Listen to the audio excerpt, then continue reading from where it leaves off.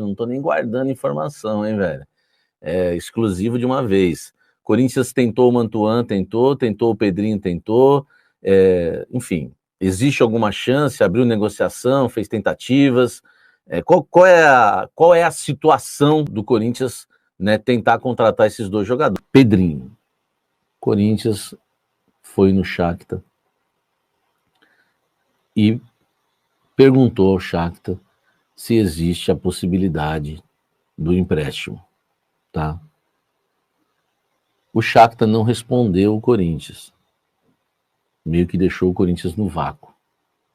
O que me faz entender que eles não estão muito afim de negociarem, afim de negociar o Pedrinho.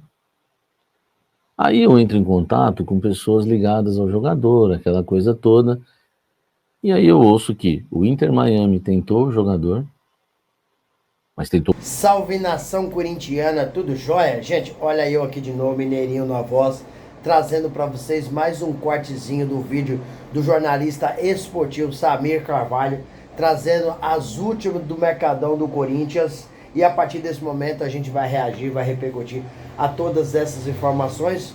Vamos dar aí uma ênfase no mercado da bola do Corinthians, mas antes vamos falar um pouquinho aí do fora do campo do Corinthians. No jogo contra o Ceará, onde o Corinthians acabou vencendo por 1-0, gol de Thales Magno, cerca de 30 torcedores do Corinthians acabaram sendo detidos pela polícia militar na Arena Castelão pelo uso de sinalizadores na reta final do jogo. Os torcedores ficaram sentados de frente ao departamento de polícia e tiveram que assinar um termo circunstanciado de ocorrência. Foram liberados cerca aí de 3 horas da manhã. Então, a torcida sabe que não pode usar sinalizadores, acabaram usando e a polícia militar acabou aí detendo cerca de 30 torcedores, né? É uma situação ruim, né? O torcedor sai aqui de São Paulo para assistir o jogo, né? Não pode fazer o que não está permitido na regra. Então sirva de exemplo para que isso não venha acontecer mais. Aí, infelizmente, aconteceu contra o Ceará no Castelão. Gente, agora vamos falar do próximo jogo do Corinthians, que será contra o São Paulo no sábado. Corinthians tem aí 2 desfalques confirmado para esse clássico, que será aí pela 15ª rodada do Brasileirão. O lateral Hugo e o volante Maicon, ambos estão fora do jogo. O lateral Hugo foi constatado uma hérnia e vai passar por uma cirurgia e não tem prazo para retornar aos gramados. Na verdade, vamos falar a verdade, o Hugo não está sendo aproveitado no Corinthians porque tecnicamente é um jogador fraco. O que está sendo revezado na lateral esquerda é o Fabrício Angileri e Mateuzinho. Ultimamente está sendo o Mateuzinho porque o Fabrício Angileri não anda bem também tecnicamente. Sobre Maicon, acabou jogando apenas 16 minutos contra o Ceará na vitória do Corinthians por 1-0 e acabou sofrendo uma lesão muscular. Só que o departamento do Corinthians, o departamento médico do Corinthians, não revelou se essa lesão é de grau 1, 2 ou 3. Mas, no mínimo, de 2 a 3 semanas, Maicon estará fora. Lembrando que o Maicon no Corinthians nunca teve tanta oportunidade quanto está tendo agora com o técnico Dorival Júnior. Mesmo ele não performando bem, Dorival tem insistido em dar oportunidade para o Maicon. Então, ficando fora contra um jogo importantíssimo que é o São Paulo no domingo, no sábado. Se o Corinthians ganhar, vai dar um pulo muito bom na tabela e vai aos poucos se livrando aí da parte incômoda da tabela do Brasileirão, porque ano passado o Corinthians sofreu e só saiu da parte incômoda da tabela nas últimas 8 rodadas. Mas também tem gente voltando. Tem jogadores que não poderão contar com eles e tem gente voltando. Quem são esses jogadores? Memphis Depay e Romero cumpriram suspensão automática e ficarão à disposição do técnico Dorival Júnior contra o São Paulo. Outro que deve ser titular, acho que é Gustavo Henrique, porque ficou fora do jogo contra o Ceará, não por lesão, e sim para fazer controle de carga. A dúvida é se Yuri Alberto será relacionado ou não para o jogo contra o São Paulo. Yuri Alberto já está treinando e treinando muito bem, mas o departamento físico, né, tem tomado todos os cuidados para Yuri Alberto ir retornando aos poucos e ele pode ficar à disposição do técnico Dorival Júnior para o sábado.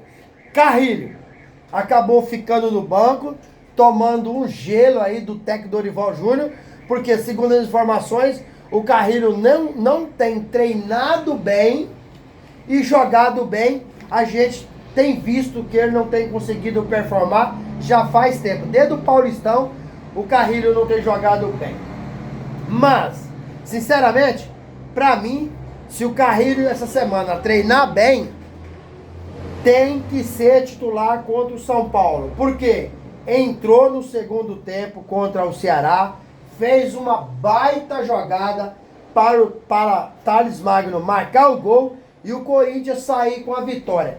Tecnicamente, para mim, no Corinthians não tem um outro jogador assim, com a grandeza do Carrilho. Eu já cheguei a falar nos meus vídeos que o Corinthians é Carrilho e mais 10. Mas infelizmente ele não tem conseguido performar nesse momento, acabou ficando no banco e quando saiu na entrevista coletiva, ele disse o seguinte contra o Ceará, que essas coisas que estão acontecendo no Corinthians, da administração, na gestão, não pode ser motivo para ser desculpa. É o time agora que a torcida mais precisa, que tem que dar uma resposta dentro de campo. Então eu acho que ele representou outro jogador dizendo, assumindo a responsabilidade. Essas coisas que estão acontecendo interna, nessa gestão bagunçada do Corinthians, caótica, não pode, né, atrapalhar o time dentro de campo. Os jogadores têm que saber disso, têm que entender isso e representar o torcedor, que nesse momento, infelizmente, a gestão do Corinthians é uma bagunça. Gente, vamos mudar de assunto para fechar o vídeo. Vamos falar um pouquinho de reforços. Dorival Júnior, na entrevista coletiva, ele disse que quando acertou com o Corinthians, foi acordado com o diretor executivo Fabinho Soldado que o Corinthians contratasse 4 reforços na próxima janela, que se abriu dia 10 de julho e vai até 2 de setembro. Ou seja, são 54 dias de janela aberta para o Corinthians fazer as contratações.